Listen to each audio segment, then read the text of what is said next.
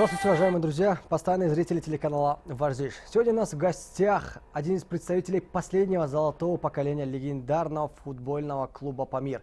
Мастер спорта СССР по футболу, король второго этажа Алиор Ашурмамадов.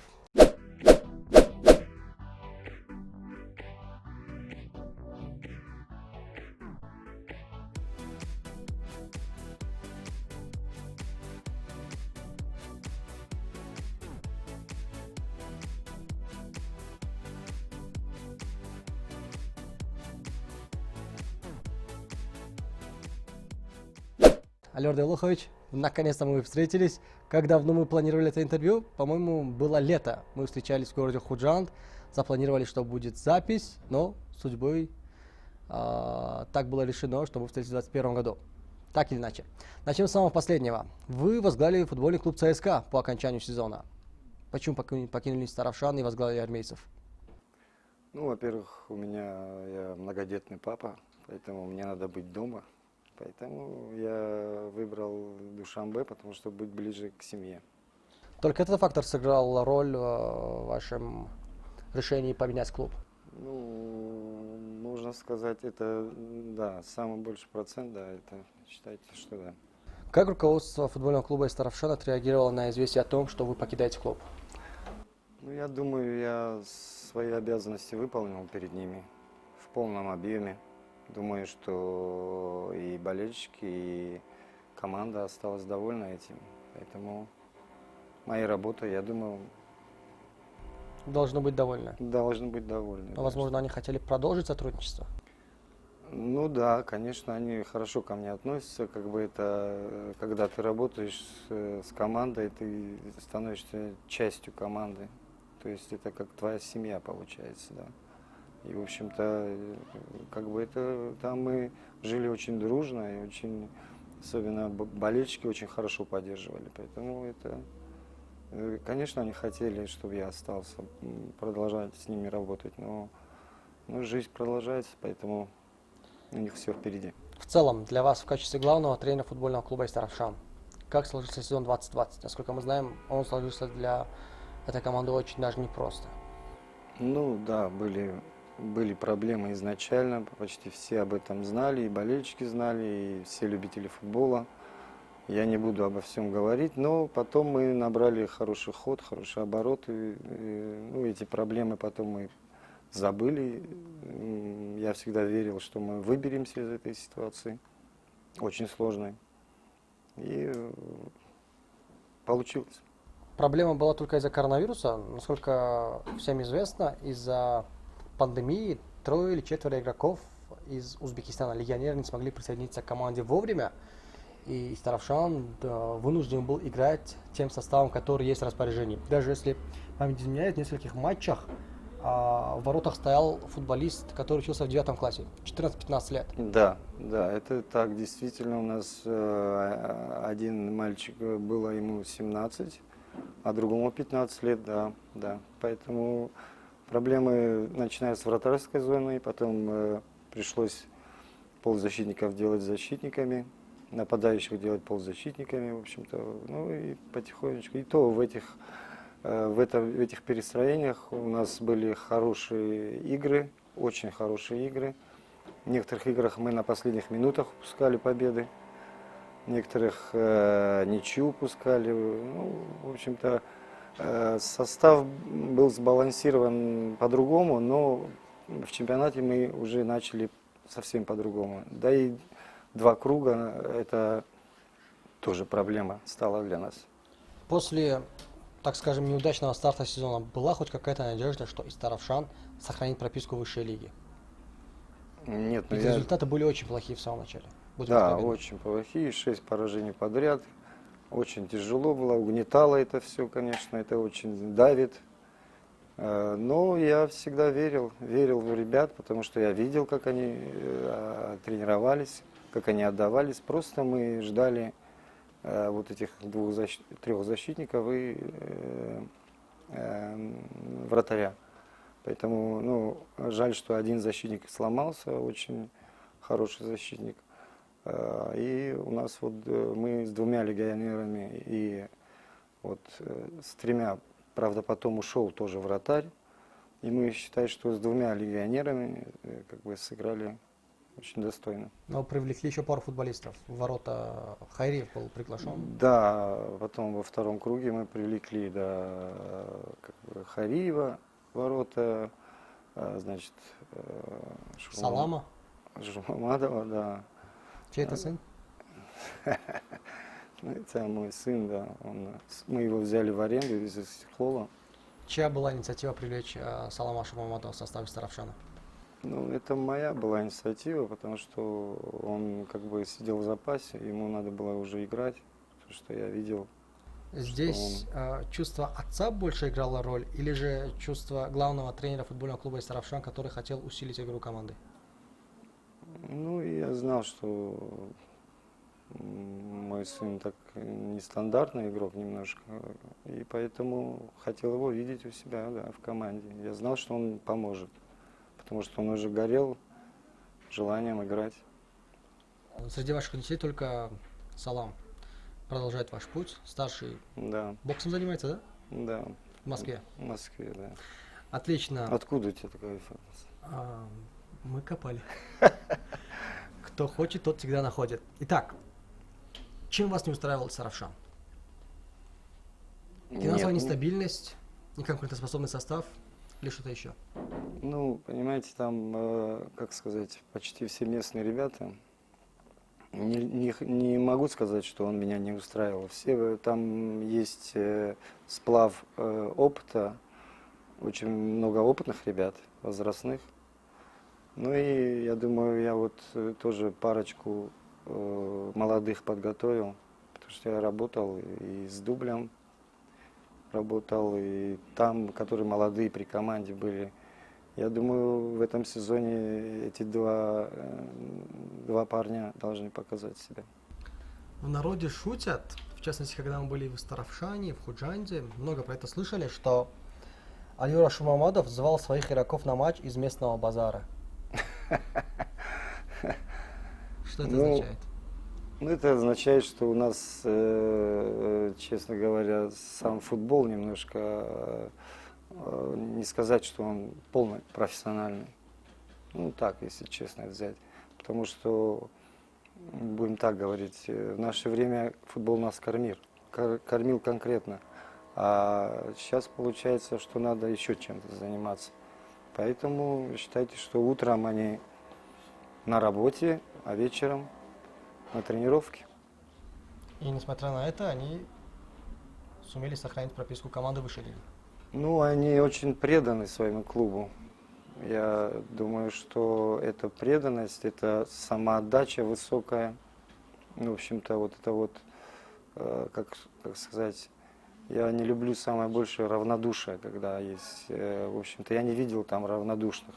Все верили, все горели, все болельщики, все руководство, мы все верили. Вот. Поэтому равнодушных не было, что приятно. Поэтому мы верили, все верили. А какие вообще у вас были условия в Старовшане? Условия проживания, условия контракта? Ну, Только честно. ну, условия, обычные условия, как и везде, можно так сказать, у тренеров наших, потому что у нас скромные условия, честно скажу. А насчет проживания я жил дом отдыха, да. Там жил, потом, когда уже начал проигрывать конкретно, пришлось переехать на стадион и уже плотно заняться. Это нормально, что главный тренер футбольного клуба, который выступает в высшей лиге, остается жить на стадионе? Ну, я как бы... Истравшан, он такой специфический город, такой, он как бы там... Местный колорит? Местный колорит, в общем-то, там как бы никуда не сходишь, в общем-то, только как бы вот и я поближе, как бы, чтобы к команде, как бы и к полю. Смотрел за командой и за полем. А чем занимались в свободное время? Старовшан, городок небольшой, в разные места не сходишь. Ничем, читал, писал, смотрел футбол, в общем-то. Целыми днями. Нет, ходил в гости к местным ребятам, к руководству. Часто ходил в гости после игры, обсуждали, разговаривали, Какое-то особое отношение кушали. местного народа вы чувствовали по отношению к себе? Да, Потому что да, они реально болеют футболом. да, да, да, очень хорошие отношения. Всегда меня поддерживали, всегда. Даже там фанатское движение, даже которые люди просто, которые приходили на стадион побегать вокруг там для здоровья, тоже все поддерживали очень сильно, все верили, что самое главное, ни у кого не было упадческих настроений, что мы вылетим, потому что, ну, я видел по тренировкам, что самоотдача была хорошая. Не хватало только вот, я же говорю, вратаря надежного и пару защитников. Итак, Мистер Равшан остается в высшей лиге, вы покидаете команду. Что будет с карьерой Салама? Он вернулся в строй из Техлола или же пока остается там? Да, он пока работает со Стекловым. Сейчас приедет главный тренер, и у нас с ним будет беседа на эту тему. Но ведь Салам проходил школу Локомотива Московского. Да, и ЦСКА, и Локомотив, да, он был, и в Рубине был. Почему он там не остался, не смог закрепиться в молодежке? Нет, просто гражданство надо делать, все. А у него его нет. У него пока нет, ну будет. Итак, Мистер Равшан оставляем позади. Вы возглавляете ЦСКА, причем вновь. Да. Вы работали в этом клубе в 2009 год, и вы стали первым тренером, выведшим команду в финал Кубка Таджикистана. Да. Затем в мае 2011 года вошли в тренерский штаб, а в 2012 уже возглавили команду. Что вас так связывает с этой командой? До сих пор не получили военный билет? Ну, я в 2008 я поехал на Памир, ГБАУ. Первую лигу. ГБАУ, да. Сделал там команду, привез оттуда 25 игроков. Здесь мы начали играть в первой лиге. То есть это была моя первая команда профессиональная. А потом моя первая команда была команда ЦСКА, Министерства обороны. И вот с тех пор мы как бы с Фарходом Рахматуллаевым и с Хабиром Давлятовым, вот, считаю, что постоянно мы поддерживали. Они меня приглашали еще раньше. То есть, когда я в Паншере работал, потом я работал в Хосилоте, да. Ну, когда я уже начинаю работать, я уже не могу бросать. Как бы можно было, но я не того плана человек. Я как бы серьезно отношусь. Уже хоть пан, хоть пропал, но работаю. Сжимаю максимум. Алёр Делохович, такой, возможно, странный вопрос. Вы считаете себя успешным тренером? Нет, вряд ли. Пока я не достиг тех вершин, которые я планирую. Нет. И потом тренер — это постоянная учеба, постоянное прогрессирование, постоянно новые идеи, постоянно новые. Я, допустим, не могу себе позволить поехать на стажировку или там поехать получить лицензию ПРО. У нас у многих тренеров так здесь. То есть хочется, но не получается. Есть причины. Просто, когда смотришь на ваше досье, Парвоз, ЦСКА, Хосилот, почти нигде вы не задерживались более чем на сезон. Ну, Почему такая нестабильность?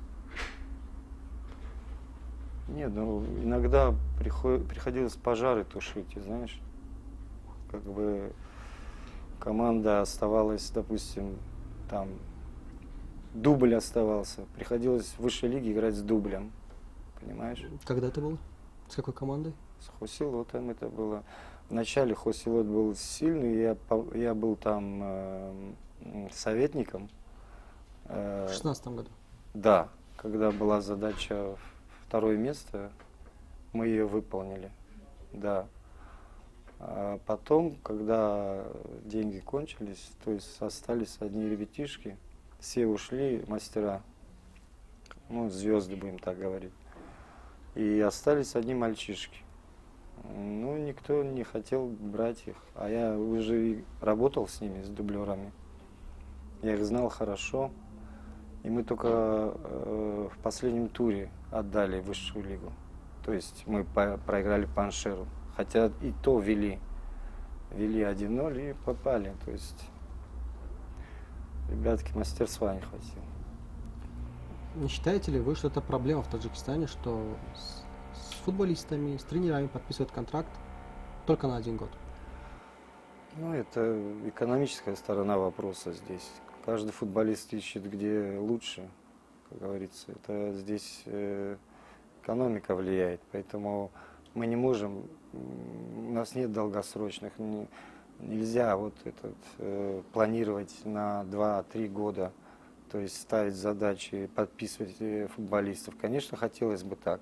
Например, я вот сейчас в ЦСКА, мы собрали ребят, омолодили команду. Мне бы хотелось, конечно, на 2 года, чтобы они все подписались, чтобы я спокойненько планировал это все, понимаете. А получается так, что нестабильность в клубах. То есть никто не знает, что будет завтра.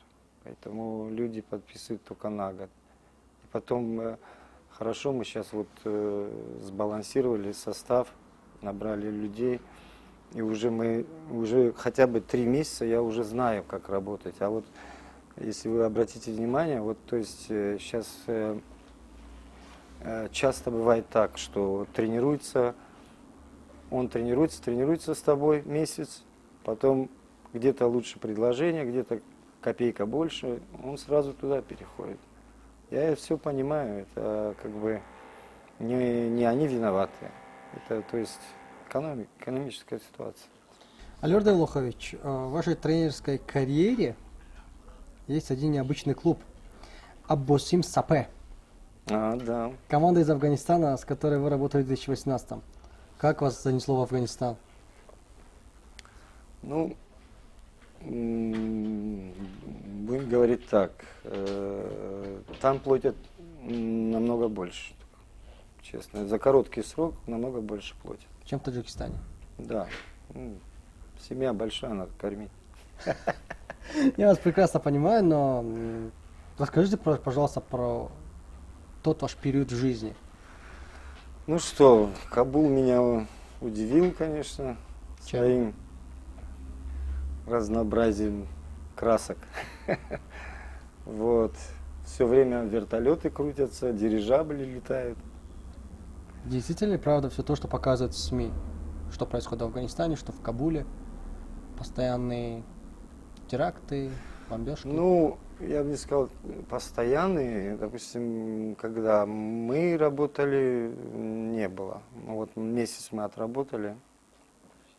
Такого я не заметил. Я вот и сначала мы с охраной были, потом уже я спокойно уже сам выходил в город, брал такси и ехал на стадион. Поэтому такого я прям не видел, что вот народ живет, работает, народ хороший, трудовой, ребятки очень замечательные, все такие, ну, мощные ребята, на подбор такие высокие, очень хороший, как бы, материал есть.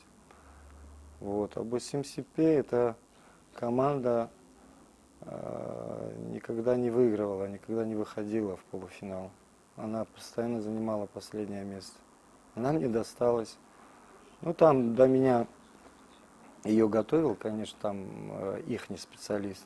Я приехал, просто немножко кое-что, ну, свое подкорректировал, да. И мы вышли в полуфинал впервые, вот за 6 лет вот эта команда вышла в полуфинал, да.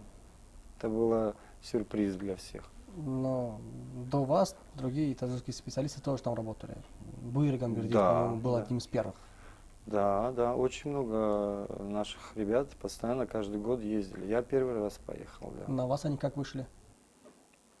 Ну, приехал президент Федерации Афганистана Юсуф Коргар, да, и предложил мне поехать. Ну, в общем, они остались довольны моей работой.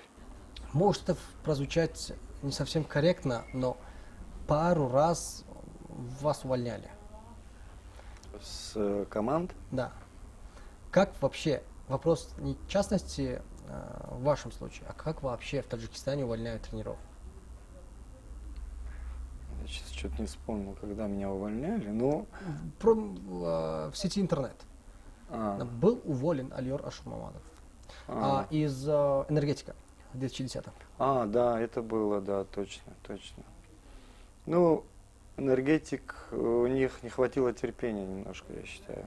Потому что я, когда приехал в Таджикистан, я увидел, что здесь играют с задним защитником. Понимаешь? Чего уже давно нет в европейском футболе. Уже я вот я с 2001 играл уже в линию там, уже в Казахстане. И в России уже с 2000 или с 99-го где-то играли уже. Поэтому я как бы сразу начал ставить линию. Вот даже в первой лиге с этим Памир Габау и с ЦСКА в 2009-м я с этой линии дошел до финала. Очень, и тот же Энергетик обыграл, тот же Хайр. Вот, и в общем-то, меня из-за этого и пригласили, когда я в полуфинале обыграл Энергетик. Вот. И я начал ставить там линию. Но, знаете, иногда в работу тренера вмешиваются люди. Да, то есть они, в общем-то, они лучше знали своих ребят. Они с ними как бы давно были, и поэтому у них не хватило терпения подождать, чтобы вот это выстроилось все. То есть вот эта игра сама в линию, зонная игра, она чтобы выстроилась, у них не хватило терпения.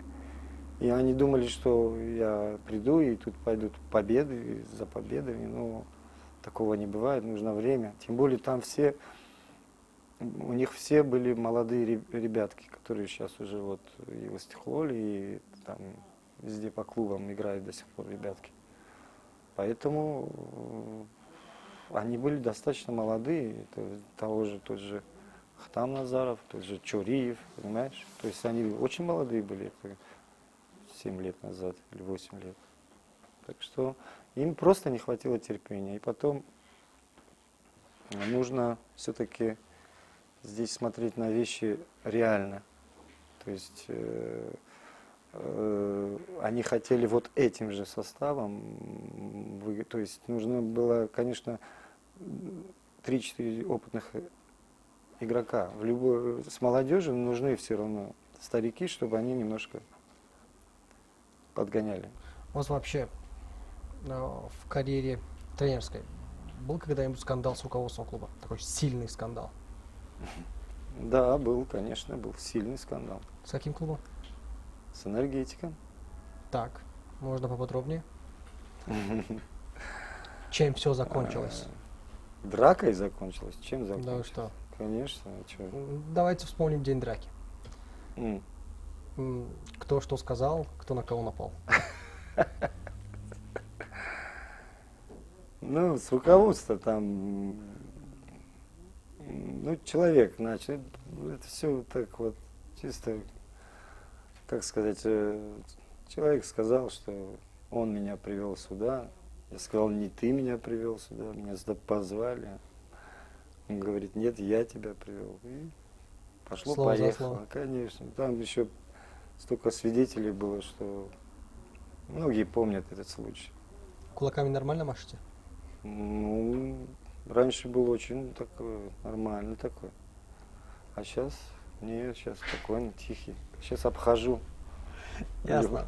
Да. любого человека. Несмотря на вот А эти так, все... в душе хулиган. Да. Ну, видно, видно. Просто до сих пор остается загадкой один факт в вашей карьере. Работа с молодежной сборной Таджикистана.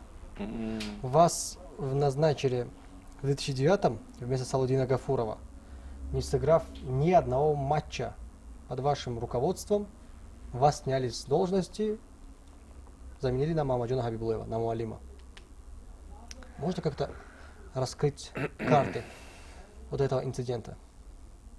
Да это даже не инцидент. Ну, условно скажем, какие камни скрываются под водой? Для меня это было непонятно. Это все федерация решала, и поэтому в то время федерации, знаете, такие люди вообще, как сказать, будем так говорить, Подбираете такое дипломатичное слово? да, как бы не очень хорошо разбирались. Некомпетентные. Да, буду так говорить, некомпетентные были очень, были люди, которые, да, даже не понимали, что такое футбол. Но, смотрите, вас назначают, и под каким предлогом вас отстранили от работы? Под никаким. В то время другие времена были. Поэтому здесь причин каждый делает свои выводы насчет этого. Я для себя сделал свои выводы. Поэтому я ни на кого не обижен. Мне как-то не дали. Дали другому, он тоже не смог сделать. Бывает. Теперь оставим Ашурмамадова тренера на стороне, поговорим со Шурмамадовым футболистом.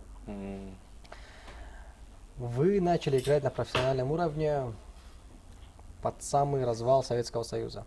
90-й год, ваш первый год в высшей лиге за Вахш. 91-й, да. Сначала Первый уже помимо. 90-й. 90-й Вахш. Да. Вахш. За год вы проявили себя очень хорошо. Да.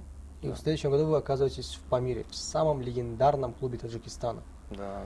Вообще в годы молодости, юности вы могли себе представить, что когда-нибудь будете играть за Памир? Нет, я служил в армии 2 года, с 87 по 89. И там я болел Памиром. То есть я всегда хотел играть в Памире. Там и я служил далеко, в Иркутской области.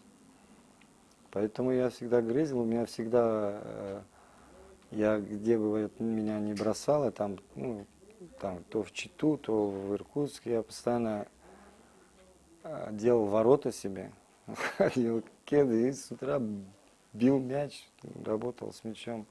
То есть 2 года вот я в сапогах отслужил, но каждое утро я был в кедах и масхалат.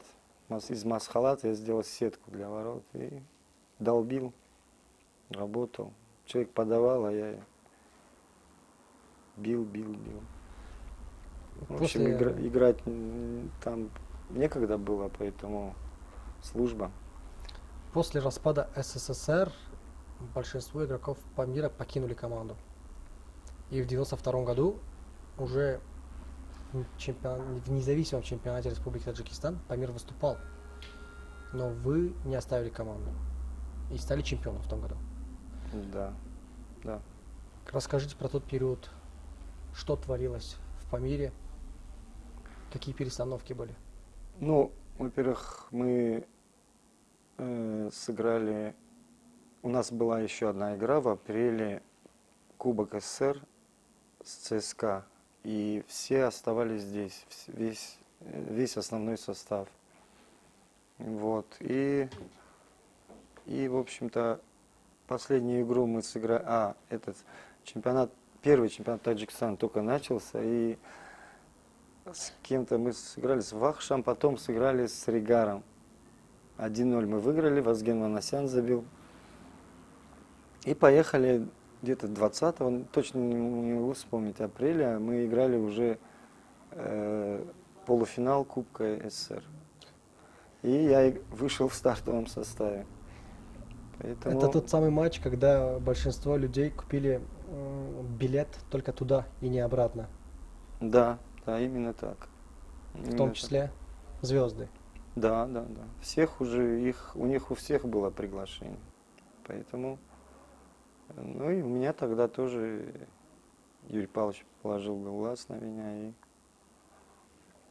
потом я поехал в перерыве чемпионата Таджикистана я поехал в Израиль. По пути он меня в Москве позвал и сказал, что ты мне нужен, если тебе в Израиле не понравится, приезжай ко мне. Ну вот там я не смог, конечно, потому что город был в пустыне. И Беэр-Шева такой город, только строился, и языка я не знал. Ну, много было с Советского Союза людей все равно, но все равно чувствовал себя не в своей тарелке. Вот. И потом вернулся и доиграл чемпионат. Первое чемпионство. Мы всех, да, мы даже молодежь, только молодежь осталась, кто дублеры, тоже перспективные ребята, все хорошие. Вот. Мы выиграли чемпионат, стали чемпионами, и потом все разъехались. Вас позвали в один из самых именитых российских клубов. Московский «Локомотив». Но сыграли всего один матч. Почему не сложилась карьера там? Голова закружилась. А каким образом? Ну, бывает такое, в историю попали мы с другом, с моим близким, Умедом Алидодовым. В те времена были бандитские времена, и мы случайно попали под замес. Результат замеса? Результат замеса у Умеда переломы, сотрясения, у меня ножевые ранения. Мы оба в больнице. Да. Мы уже подписали контракт. Я, Умед и Арсен Аваков. Их в аренду хотели отдать, а меня оставить. Но меня оставил, Семин меня оставил, спасибо ему. 2 года я жил на базе, восстанавливался, вот, играл за дублеров и был в аренде в Воскресенске, в Коломне, в общем, по арендам. В целом, как можешь охарактеризовать свою зарубежную карьеру в качестве футболиста? Потому что за исключением Анжи везде только аренды, причем годичные. Да. Ну, Анжи, это более 100 матчей я за них сыграл вроде бы. Они только возник клуб, они предложили хорошие условия. И мне уже, везде уже пришлось только выбирать материальную часть. То есть потом у меня с ними произошел конфликт через 3 года. 3 года я отыграл. Я приехал на пару лет в аренду сюда, не в аренду, приехал здесь сыграть за Варзов, да. У вас почти 7 лет не было. За вот эти 7 лет насколько преобразился, изменился чемпионат Таджикистана, таджикский футбол? Но он еще был крепок, потому что там еще запас оставался. То есть по инерции нормально шел? Да, еще крепенький чемпионат был. И, в общем-то, не помню, то ли 16 команд было, или 14. Но команд было много. Игроки тоже были довольно качественные, ребятки были. Потому что в Арзобе я приезжал 2 года во 2-м круге. У меня с покойным Сухровым Касымовым хорошие отношения были, и я приезжал к нему, и он попросил помочь, я помогал ему, так как я не мог уйти 2 года после заканчивания контракта ты принадлежал к клубу. То есть за тебя должны были платить неустойку, хотя контракта не было. Вот. Я сделал липовые документы и приехал сюда. Заявился и играл с липовыми документами. Что скрывать? Не попались? Нет, как пойдешь. Никто не проверял? Никто не проверял. Даже в этот сыграл то ли в Лиге Чемпионов, то ли в Лиге АФК, что-то такое было. В Кубке АФК. В Кубке АФК, да. С Павлодаром. кстати. Есть одна очень интересная информация, которой, к сожалению, в большинстве источников нет. Вы рекордсмен по количеству по количеству голов за один матч в Республике Таджикистан. В 99 году за Варзоб вы забили 9 голов в одном матче. Да, Игра против Душанбинского Локомотива.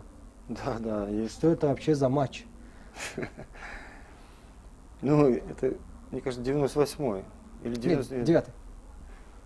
Ну, я в хорошей форме был.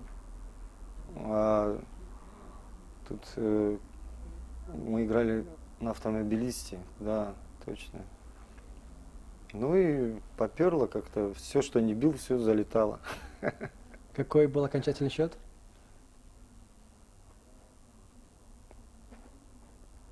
Или 15-2, или 14-2. А болельщики, то есть люди, которые следили за футболом тщательно с тех времен, называют вас королем воздуха. Говорят, головой бил так же, как и ногой. Ну, не совсем так, но вверх я очень много выигрывал, да. Вверху я не выступал почти никому. А какой самый запоминающийся матч в качестве футболиста для вас? Ну, много было интересных. Я не такая прям звезда, чтобы там запоминать. Ну, были матчи, хорошие были матчи, которые запомнились.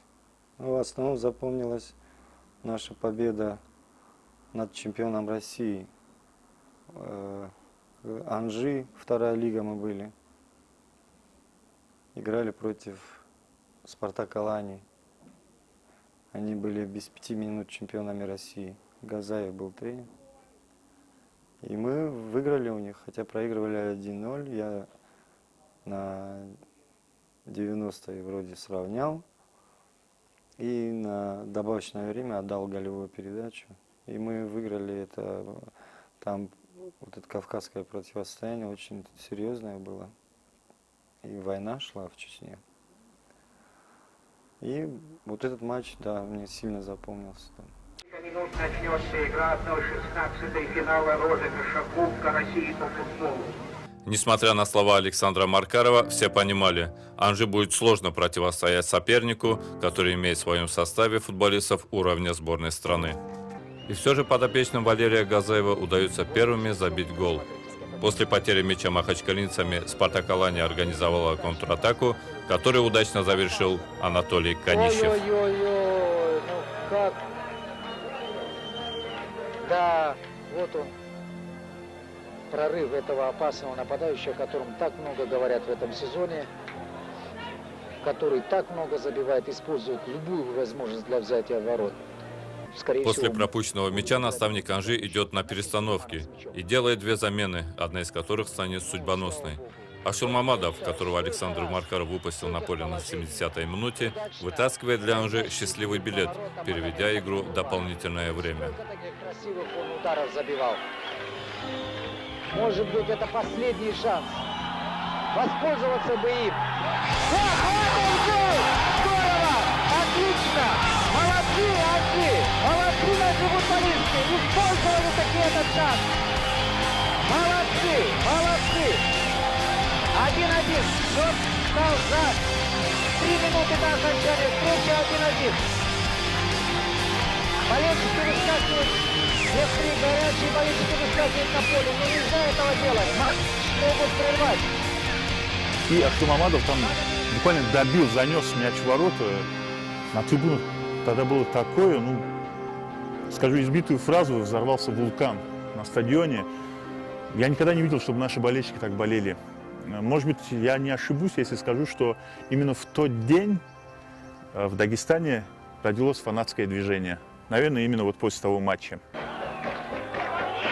Которая бы вошла в историю этого клуба. Ашур Мамадов с мячом. Ой, как здорово! Здорово, Михаил Маркаров! Как здорово! Ашур Мамадов! Точный пас Михаилу Маркарову! И мы забиваем второй гол ворота команды «Спартак Алания» Владикавказ. Только мы успокоились, наши болельщики. Вели себя нормально. прекрасно! Молодцы! Молодцы! Простите, это был Алиора Шурмамадов, я называл Михаила Куприянова. Все! Прозвучал финальный свисток. Итак, победа! Со счетом 2-1. Победу в этом матче одной из 16-й розыгрыша Кубка России по футболу одержали наши футболисты. Алёр Давлахович, я назову одну дату. Не могли бы вы рассказать полностью все, что происходило в тот день? 19 июня 1996 года. Ответный матч отборочного цикла чемпионата Азии. Узбекистан-Таджикистан.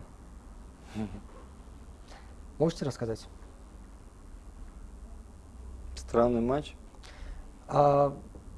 Матч-то странный, причем про него уже многие давно все знают. Но с точки зрения человека, который был в составе. Ну, Итак, я хочу напомнить для наших телезрителей, что Первый в рамках матч. отборочного цикла чемпионата Азии 1996 года Таджикистан обыгрывает Узбекистан 4-0 у себя. я 2 забиваю, делаю На пенальти. 65-67 минутах 2 гола забивает Алиора Шурмамадов. 4-0 с уверенностью в том, что мы выходим уже в групповой этап, едем в Узбекистан. Но проигрываем 5-0. Как вообще начинался тот день? Ну, как обычно, утром зарядка. Мы хороший состав. Хороший состав был, да. Звездный. Звездный, да. Ну, мы, и старики были, и мы молодежь, как бы, естественно. Вот, и потом, я не знаю, странный матч, действительно, потому что в первом тайме нас троих поменяли. Меня, Алидодова и Мамаджанова, защитника. Не знаю, ну как. Дальше мы без нас уже играли, потому что там произошли замены, я точно не помню, на 15-й, 20-й и 30-й минуте. Поменяли 3 молодых игроков. Тоже, что для меня как-то непонятно. Матч закончился. Все зашли в раздевалку. Да. Что происходило в раздевалке? Ну, что происходило? Ну, в общем-то, все понимали, что мы не должны были проигрывать этот матч. Это даже гадалки не ходи. Но мы сейчас ничего не можем говорить о том, что мы не знаем всего. Я лично до сих пор всего не знаю. А сколько знаете? Я могу только предполагать, но чтобы так говорить об этом, Предположительно, что произошло?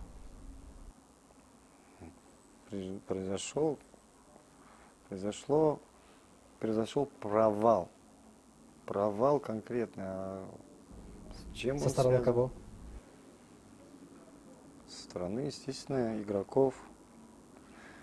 Да и судьи тоже, честно говоря, на стороне Из хозяев Туркменистана, были. да?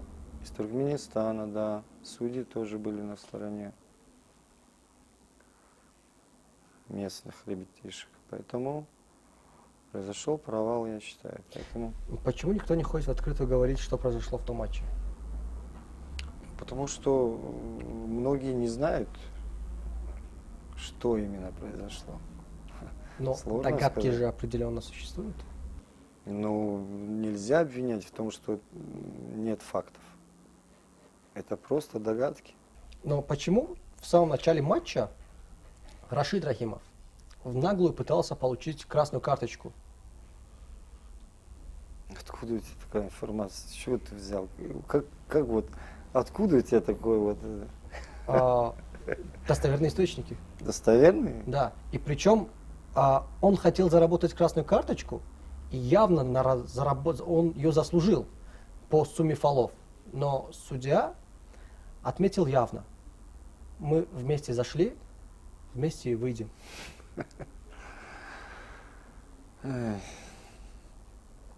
каверзные вопросы задаешь. Я же тебе говорю, меня заменили, Умеда заменили. Шухма, 3 замены в первом тайме. Это Но о чем вы говорит? же не покинули поле, вы сели на скамейку запасных. Ну, И там, м, очевидно, чувствуется, что происходит на поле. зато не слышится так, чтобы говорил он, Ну, что удалите чувствовалось? меня. Ну, Ребята не чувствовалось, играли. что мы развалены, просто развалены. Ну, кто-то играл, кто-то не играл. Все равно я не могу никого обвинять, пока фактов нету. Просто так говорить тоже. Я же не слышал там уже, как он говорил, удалите меня. Такого я Нет, не он слышал. не требовал, чтобы его удалили. Просто судья видел, что он хочет выйти из игры. М. И отметил, что можешь даже не пытаться. Ну, Рашид всегда был жестким игроком, грубым. Поэтому, может быть, я это не могу сказать. Хорошо. Цитирую слова одного вашего товарища по одной из команд. Альор во время сборов часто покидал расположение клуба, особенно по ночам. Был знатным ловеласом, пил также немало и увлекался разными играми. Но чем больше пил, тем лучше играл. Насколько эти слова соответствуют действительности? Нет, ну что ты, какой пить? Нет, Слова? Цитата? цитата? Да. Ну хорошо, если убрать про выпивку, увлечения, Ну, по молодости всякое было, поэтому... разные игры, Ну, бывало, конечно. какие? Ну, какие только появились, с запада пришли. Какие игры Автоматы, бывают? покер. Бывало, да, конечно. Казино, автоматы. Ну, один из ваших таких близких друзей, мы с ним даже обсуждали эту тему, Мгм. Раматлов Узайлов, Да. рассказывал, что потерял немало денег, когда очень хорошо зарабатывал. В Анжи вы Да. также зарабатывали немало. Мгм. И дружили вы тесно с Фузайловым. Да, очень. Очень это мой друг, да. И у вас есть одна общая история, очень занимательная. Когда Фузайлов собирался лететь за рубеж для операции Миниска. М. Ну да, было. Ну, Раха немножко, как сказать, очень увлечен был, очень азартный. Но я-то не такой.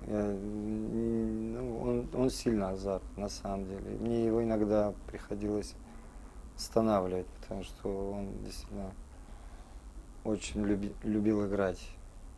Ну, как бы и в очко, и в этот, я имею в виду, блэкджек. Не очко, а блэкджек. Именно в тот день. Да, ну, было. Ну, Раха, Не, я-то знаю, я могу рассказать, но меня там не было. не, я не могу рассказать.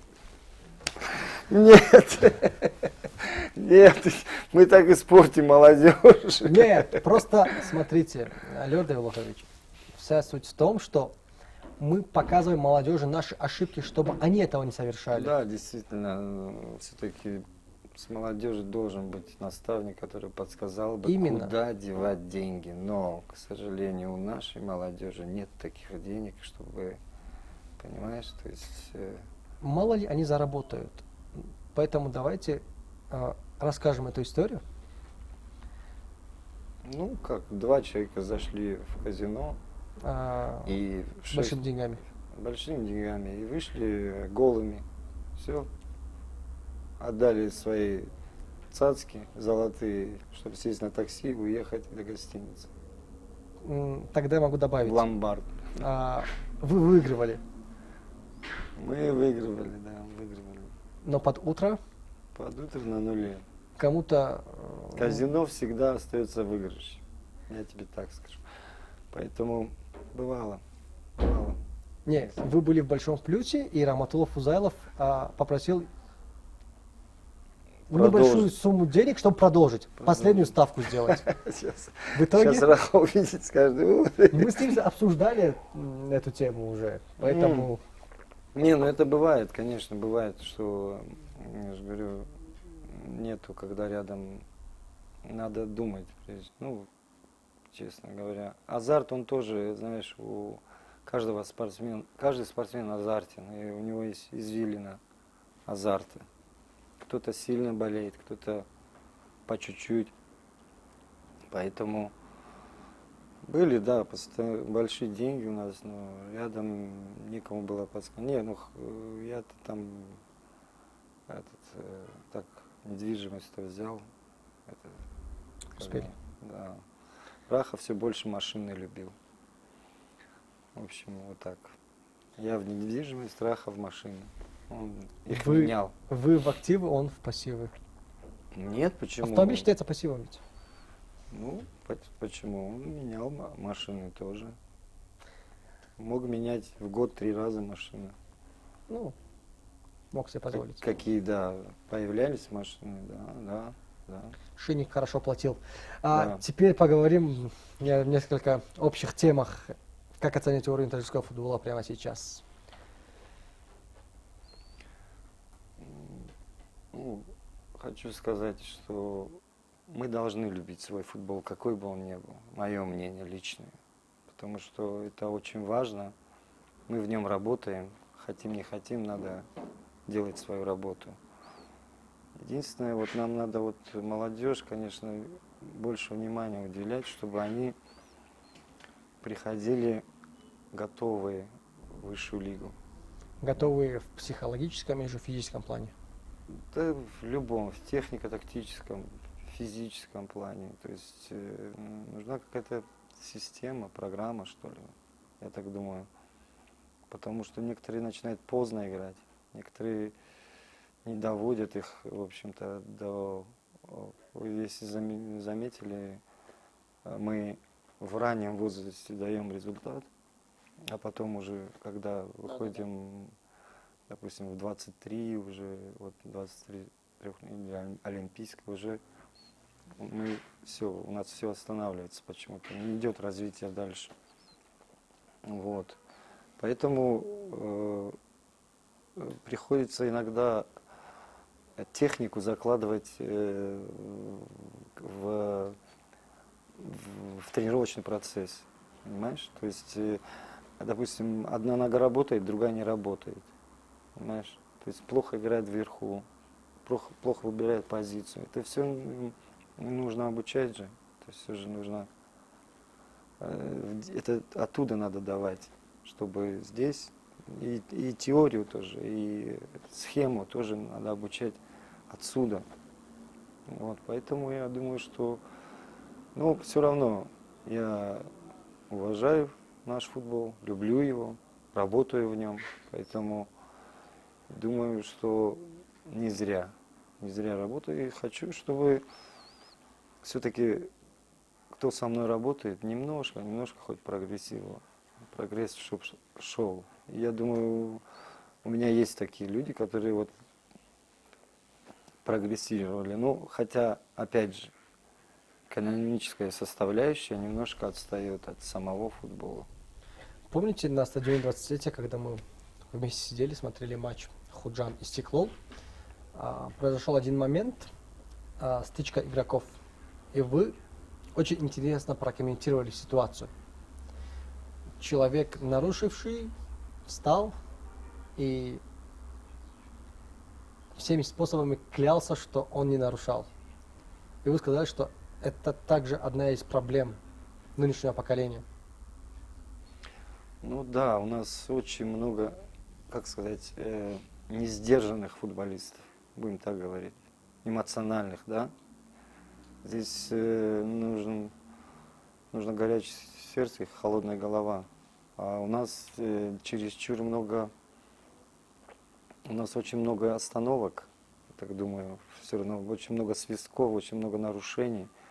А нарушения все из-за того, что не успевают за мячом, не успевают за игроком. Поэтому это наша проблема, да, что у нас очень много времени уходит на разговоры, на затяжку времени, на вот, в общем-то, Вот я тут почитал где-то вот, ну, вел иногда так, вот чисто игры в первом тайме получается где-то 15-17 минут. Иногда в некоторых матчах, да. Да, есть такое, есть такое. Вот. Поэтому действий получается тоже очень мало. Поэтому контроль мяча, только вот некоторые клубы могут контроль мяча делать хорошим. Единицы, будем так говорить. Поэтому здесь много работы, будем работать. Что делать. Подытожим. Вам 52. Прожили чуть более полувека. Какие советы хотите дать юным футболистам и вообще подрастающему поколению? От каких ошибок вы хотите их держать вдали, чтобы они не совершали тех же, например, ошибок, которые совершали вы сами? Ну, раньше были другие времена, другие, как говорится, деньги. Ну что, молодежь у нас сейчас хорошая, воспитанная, в общем-то, ну, как сказать, не гуляет, не нарушает режим. А пожелать я хочу, чтобы они всегда боролись, не переставали бороться, никогда не сдавались. Ну и с уважением относились к старшим. Вот что я хочу сказать. Спасибо большое, Леонид Глохович. Оно того стоило. Почти 6 месяцев ожидания интервью. Думаю, оно себя оправдало, это ожидание. Мы вас благодарим за эту интересную и занимательную беседу. И, уважаемые телезрители, на этом наша очередная передача подходит к своему логическому завершению. Мы будем продолжать искать для вас интересные личности. На этом мы с вами прощаемся ровно на неделю. Пока.